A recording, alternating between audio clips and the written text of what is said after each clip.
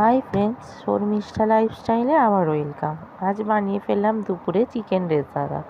তার জন্য চিকেন, পেঁয়াজ বাটা, আদা রসুন বাটা আর টক দই রাখা আছে। এরপর কড়াইতে তেল গরম করতে দিলাম, তার সাথে একটু বাটার দিয়ে দিলাম।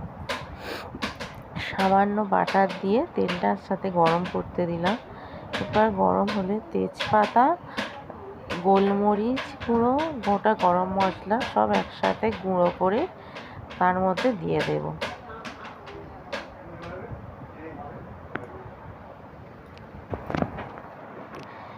এরপর আস্তে আস্তে পেঁয়াজ বাটাটা পুরো দিয়ে দেবো।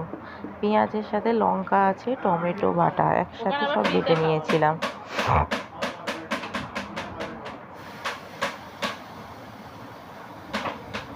এই দেখো, পেঁয়াজ বাটাটা আস্তে আস্তে করে দিয়ে দিচ্ছি।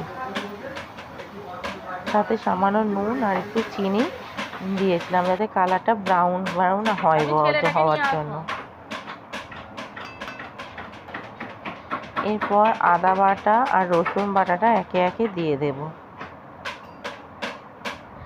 একটু কষিয়ে নিয়ে মাংসটা দিয়ে একটু হলুদ আর কাশ্মীরি লঙ্কার গুঁড়ো দিয়ে কষতে থাকবো। যতক্ষণ না তেল বেরোয় ততক্ষণই কষতে থাকবো।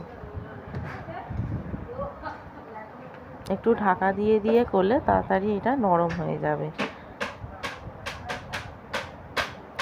এই দেখো, এবার একটু তেল কাটা শুরু হচ্ছে। আবার একটু কষিয়ে একটু চাপা দিয়ে দিয়েছিলাম।